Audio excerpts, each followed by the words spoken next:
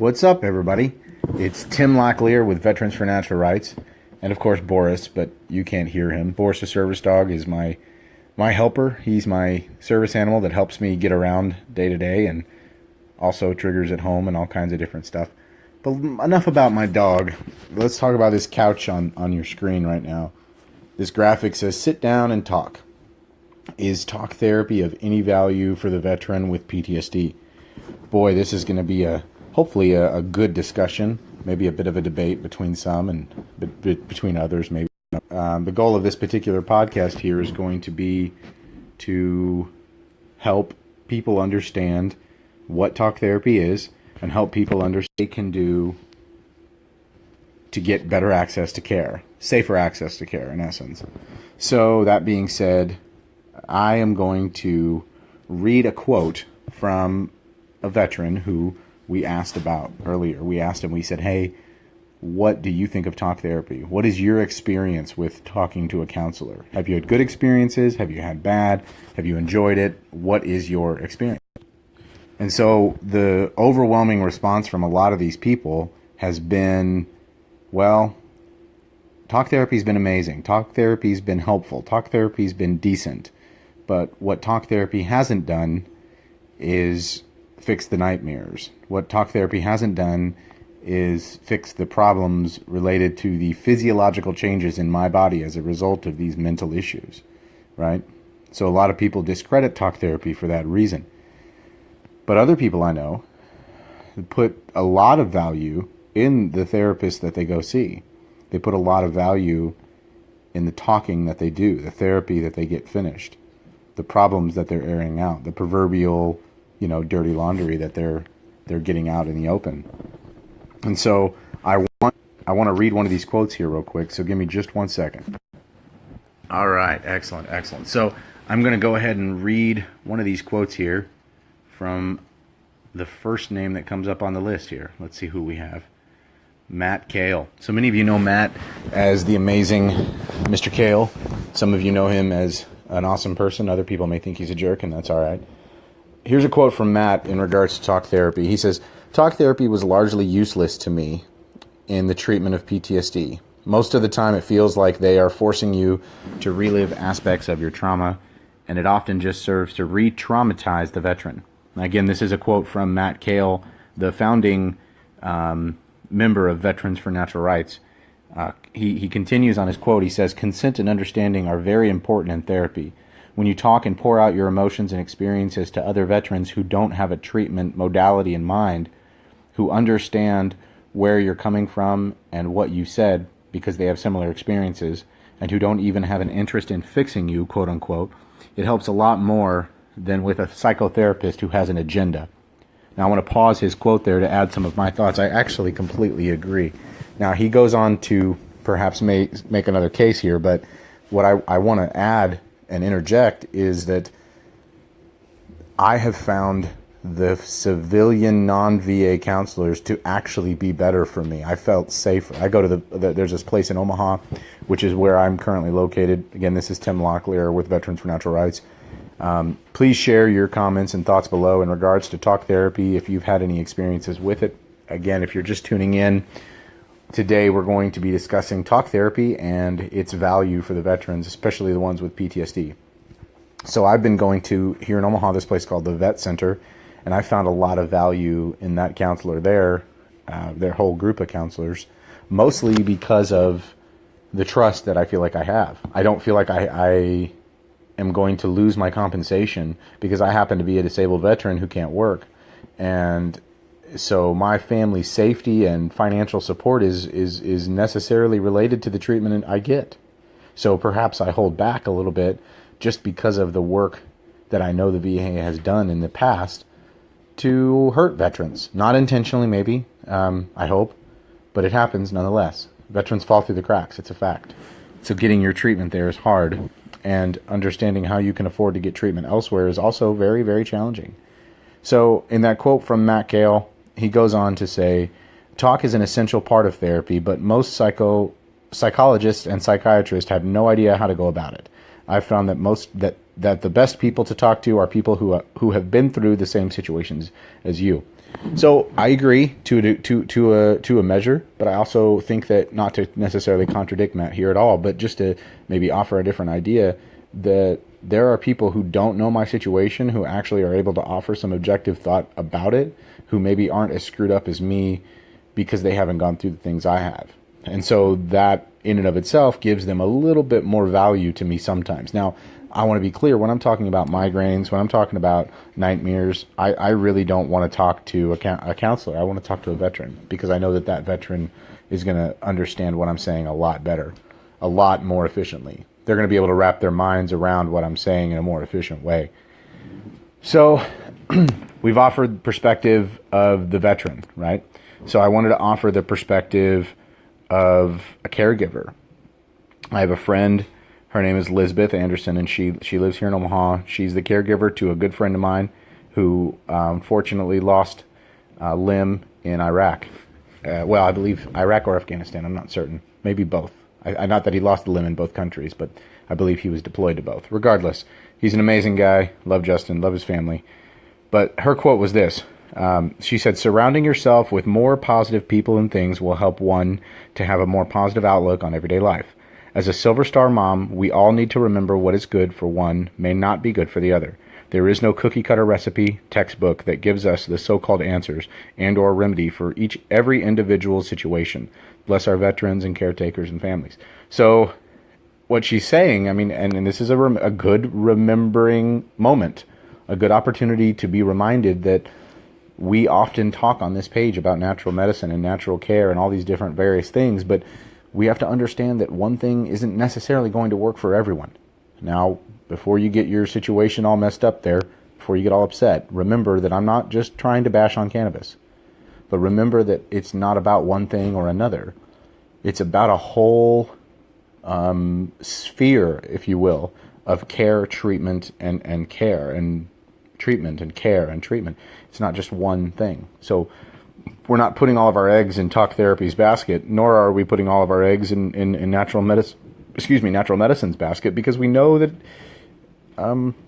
things can change. We know that things can change from one veteran to another.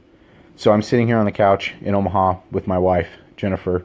She is also my caregiver. She helps me in ways that, unless you know what a caregiver for a disabled veteran does, it's hard to explain, but she's amazing.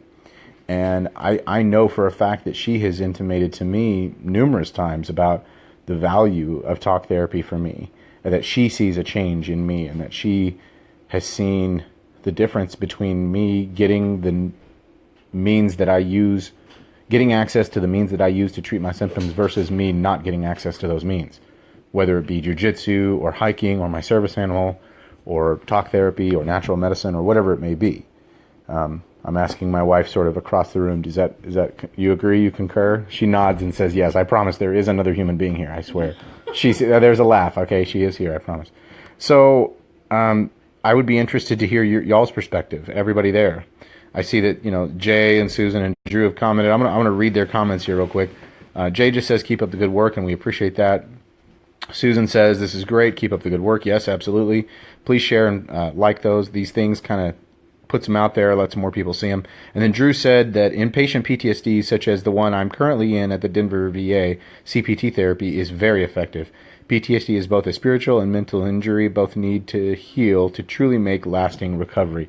That's amazing, Drew. I'm so glad that you've taken the step to go into that inpatient treatment. I'm so glad to hear that you're willing to take the steps necessary to do the hard work. I personally have had an experience where I was scheduled to go out to Topeka, Kansas for the similar treatment, but just didn't end up working out given the circumstances, and so it was a little bit more difficult, and ended up coming back, and I think we're going to revisit it soon. But I'm really glad that you're there. I'm glad that you're getting the care, and I'm glad that you chose to listen and comment. I hope that you get something out of these brief moments that we have here on the air. Again, if you're just tuning in, this is Tim Locklear with Veterans for Natural Rights. We're talking today about talk therapy, actually, and the efficacy thereof for the veteran with PTSD or any other kind of symptom related to their time in service, and how valuable is it. And we've quoted a few people asking that very same question, asking them, hey, what's your view on talk therapy? So if any of you know or are familiar with a gentleman by the name of Ted Daniels, he's a good friend. He's a Purple Heart recipient, a veteran, a great friend. Here's a quote from him about talk therapy. It says, any vet suffering needs purpose. Without purpose, you are lost. My work in the industry keeps me focused and gives me purpose and is an outlet for me. Without my work, especially being able to work with and be around other vets, I would be lost. So it's less about talk therapy and more about something that Ted Daniels uses to cope with his issues related to his time in service. And so these are all resounding yeses, that therapy can work or maybe won't work, but for some it has and others it hasn't. So remember that we can't dismiss these things as ineffective just because they were ineffective before or just because they were ineffective for somebody else. Another comment here from my buddy Rocky Dustin Hall. He says, I haven't done much talk therapy. In 2009, I got a TBI, and while at the TBI clinic on November 5th of that year, a mental health provider, oh man, I'm not going to quote that. My goodness, wow, that's difficult. So Rocky's talking about some difficult times that he's experienced as a result of, trying to get treatment himself, and my goodness, he's had a lot of difficulties, a lot of struggles, but one of the things that he quoted here that I will share for sure is that being a part of something bigger than yourself is the greatest therapy. The meaning of life is to find your purpose. The purpose of life is to give it away. Willie Shakespeare, he says, giving back to other vets has been my biggest therapy. And these are Rocky's 2 cents. Oh man, I love you, Rocky. I appreciate your words there, man. There's some evoking some for real emotion there, because that's hardcore stuff he's talking about. But when you think about this stuff that we're dealing with here, we're not talking about baby games. We're really not. We're talking about guys, some of them who have been through horrible things, worse than me even. And so just remember that it's not as easy or as simple as it may appear. It's not as simple as go and check a box and go to the doctor. It's sometimes it's really difficult and hard. So to go back to what Drew was saying, he said, to add, I've lost count of how many ayahuasca ceremonies, sweat lodges, etc., and came to realize I need to heal the mental side as well. Denver's inpatient program is number 1 out of 44 in the nation, by the way. That's good news, Drew, and I appreciate the comments there about natural medicine. One day we'll hopefully see the government come to understand the value and efficacy of natural medicine, but we'll see. Yep, Baghdad, there it is. Man, I was actually just joining the army in 07, man. That's crazy. So I wanted to get some comments here from my buddy Joshua. He's got a lot to say, and we're gonna be revisiting a lot of these comments here and sort of exegeting some of them, digging them apart and understanding what they mean and maybe what they can do for you as a veteran or maybe as a caregiver or as a friend. If you're listening to this and you're not a vet, you have a duty and obligation to help your veteran neighbors and friends. Love them the right way. Give them some good words. So my buddy Joshua Rayford, if you don't know him, he's a good dude. He says here, he's a veteran, he says, to talk therapy for me has been beneficial in several ways. The first and most important has been that talk therapy allows me to release pent-up feelings and emotions that without having an outlet would manifest itself in negative and potentially harmful ways. Talking about what triggers me and my PTSD allows me to process my past more and more effectively every time I have the opportunity to discuss it.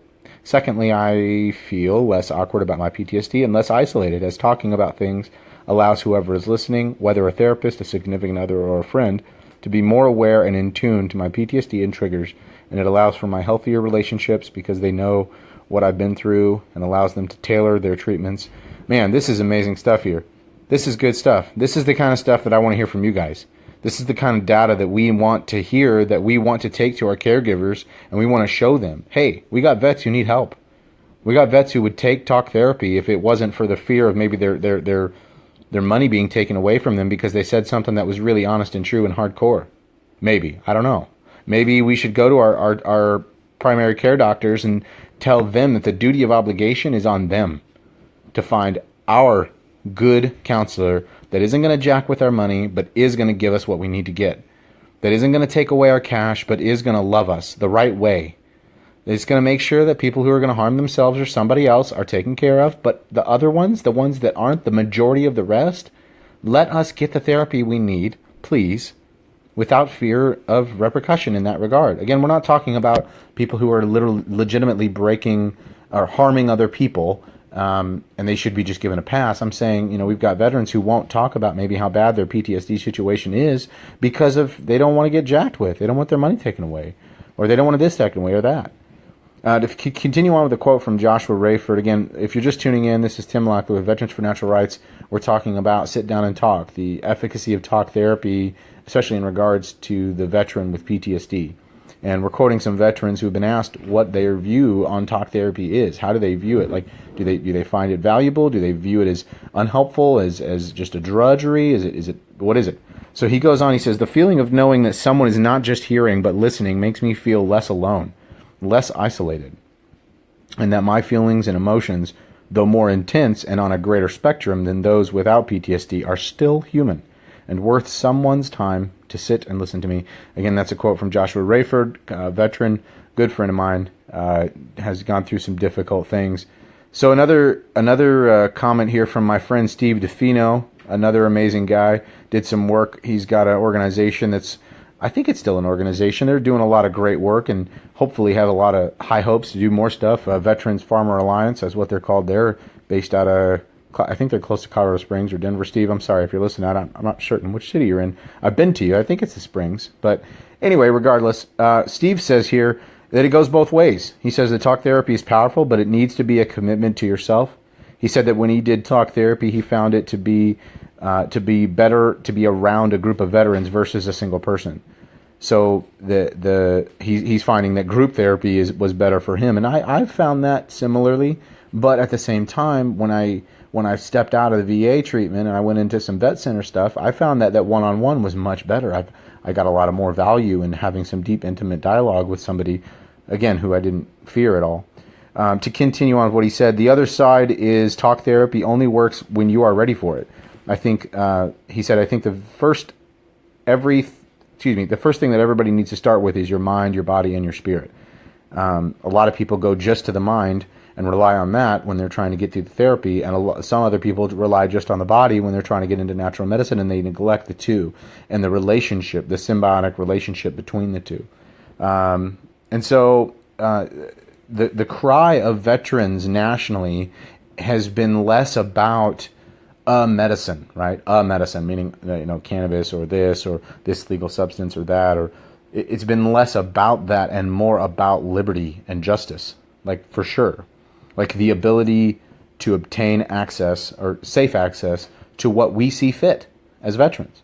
Whatever that may be, no matter if it's pharmaceuticals or cannabis or natural medicine or others or the ayahuasca, like Drew was talking about, we should be able to have some of these things at our disposal, or at least have data about them. If they're illegal, I mean, you look at some of the ways some of these other countries, and I'm not going to mention any names because I don't want to start any fights, but the way that some of these other countries are dealing with these, what they call drug epidemics, it's vastly different.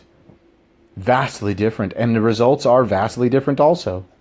In that millions of people aren't, hundreds of thousands of people aren't dying, whereas in America, that is the case. I just heard Tom Petty died. It made me sad. I know it wasn't necessarily related to veterans or anything like that, but it's so sad that Tom Petty died. I heard it was an overdose of fentanyl or some sort of drug interaction of some sort. So terrible to hear about this garbage. And people neglect, and I'm going to go back to what Steve said. It's really important. He said that people neglect one without the other. You can't just focus on the mind without the body, because PTSD doesn't just affect your mind. And if you think you don't have PTSD, but you are a veteran and you're still unsure and you're feeling like you're left listless, or perhaps like no one cares about you, we care. Because if you signed your name on a dotted line and you were willing to put your life on the line at risk to die for a thing you believed in, and that thing was sort of the same thing I believed in, well, there were homies, right? Now, maybe we were duped, and that's another chat for another time, maybe another program, but I think that we're homies. You had a DD-214, we're homies, we're friends. It does not matter to me in the regard of, in the sense that you should or shouldn't get care if you were deployed or not, or if you were in combat or not, or if the combat you did was what many other people pejoratively called pogue or not. That's mean. You shouldn't say that. That's bad. I'm a grunt. I'm an infantryman. I'm 11 Bravo. I went through Fort Benning Sandhill. I did the things. I got my blue cord. And I have the Army's permission to say pogue, but I don't, because it's offensive. Because what it does is it actually degrades other veterans, it tears other veterans down, and it keeps veterans away from this very discussion. I'm confident that if Drew was too masculine or too manly. Drew Banky was one of the guys commenting earlier, talking about he's currently in inpatient treatment in the Denver VA, which is great. He's doing CPT, cognitive processing. That's really wonderful. I've done that myself. It's great stuff. But I wonder if Drew was pressured by his peers to just buck up, to just be manly, or just strong it out. You're good. Nah, Drew would not be where he is today. I'm certain of it. And I don't know Drew's particular situations, but that being said, guys, I'm going to go ahead and wrap up here. You guys are pretty awesome. You guys are amazing. I like that you've chosen to listen this long. Please stay tuned. We're going to continue to do talks about talk therapy. We're gonna keep doing these kinds of discussions. We want to get into the minds and hearts of the fellow veterans that we rub elbows with. Just remember that you're valuable, and if you need help, we're here to help in some way or another. We have access to people and friends and family across the country and perhaps across the globe, so we would do everything we can to help you guys. For more information, please visit our website, veteransfornaturalrights.org, or please send us a message. Again, share the crap out of this podcast, please, because it helps other veterans hear these quality things. Thanks to my wife. Thanks to my wife's name is Jennifer, by the way. She's amazing. Thanks, Joshua Rayford, for your comments. Steve DeFino for adding yours. Matt Kale, thank you for your encouragement and work in the industry you're in. Also, thank you, Rocky Dustin Hall, my dude. I appreciate your words and your plainness. I look up to Mr. Daniels. Thank you, Ted, for adding your thoughts and words. Again, it's always good to hear from somebody who has such experience being a veteran and doing the work that you're doing, rubbing other shoulders with other veterans. And then last but not least, of course, Miss Elizabeth Anderson. We appreciate all Silver Star moms out there and all the work that they do, especially the ones that are caregivers. We appreciate you. Hop along, Justin, all the people out there that are keeping everybody alive. We appreciate you. Thank you so much. Stay tuned for more, guys. Thank you.